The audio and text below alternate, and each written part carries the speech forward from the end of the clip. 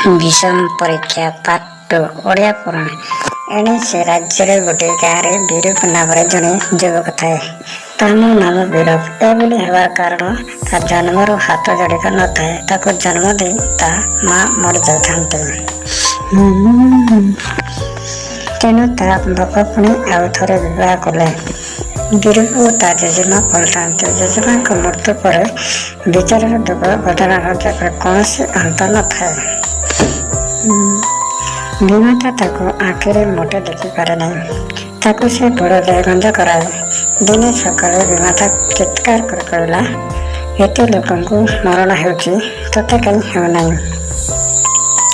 बीरप निरीह भाव कहला, मृत्यु पर भाग्यर कथा।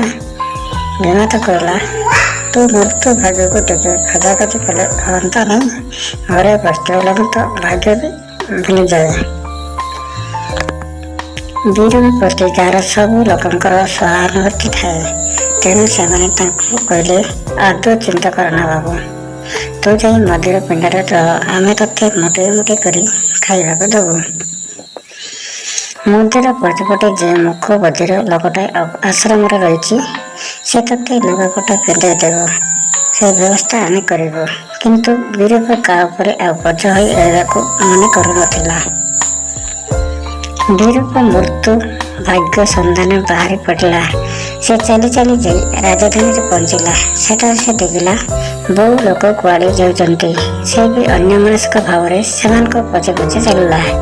से दिन ज्योतिष मैंने 3 मास पड़ाक आउ मात्र दिनटी बाकी थाए। कले जयचंद्र आसीजे यही आशारे शेष दिन ही कांचन ताको बर निर्वाचन दिन धार्य करते। पाणीपाती तरुण राजकुमार माने नाना प्रकार चाकचक्यमय पोशाक और अलंकार मानकर सुसज्जित हो किए पात्र मित्र धरी नौका जगे किए रतारण कर किए हाथी पर बसत आउ किए दर्शनीय घड़ा उपर सवार आसी सेठार पहुंची गले। राजा को अतिथि भवन में स्वागत कर संवाद रखा। समस्ते निज निज साहस टंप उपर आस्था रखि था।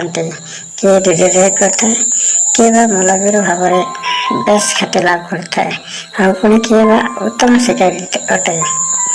आशायी आसुवा राजकुमार माने जितेबले परीक्षार रूप जानिले कई परीक्षा देवाक चाहे बाहर नहीं। 3टी बलरे शाणित असीमान उद्यत रही था। बलय मझी को गोटे प्राचीर उपरक डे पड़ा हम। जहाँ देहरे आशी लगी तार बंचार आशा पूरापूरी क्षीण। बंचिले भी से भीषण मात्रा आहत हो। राजकुमार माने परस्पर मध्य कथबार्ता होते। भारतर राजकुमार मानकर कौन एमती दुर्भाग्य पड़ी जे आम मृत्यु विजय भीतर को लंब देवु। यहीटा विवाह नियंत्रण हत्या एक सुचिंतित योजना। राजकुमार मानकर एवं मंतव्य राजा और मंत्री कान में गुप्तचर मैंने आसी कही देता। राजा मंत्री बुझुंट जे एपरी कहवा मोटे असह्यक नुहे। तथा से राजा आशा कर निज सम्मान दृष्टि परीक्षा निश्चित अवतीर्ण हे। हाथ हेले भी जे बंची रहा राजकुमार विवाह दे निश्चिंत हे। राजकुमारी माने प्राचीर उपर को उठी जाती और पलि आसुंच। जन जन कर व्यक्तिपूर्ण कंठर प्रतियोगितार ओढ़ जावार घोषणा करते। एसबू घटना देखी राजा मन भीषण खराब होता है। हठात से देखिले आगदे भाग पागल भली दिशुवा गोटे हस्तिहीन युवक अग्रसर प्राचीर आरोहण कला। कई अटकई पारिबा पूर्व से 80 बल भीतर को लंप देला। आश्चर्य कथा ता देहरे आंच भी लगला नहीं। से भीतर को बाहरी आसवा मात्रे फलमूल दिगला। पात्र मित्र खुशी हे कि डुबी हे कि बुझीपार ना।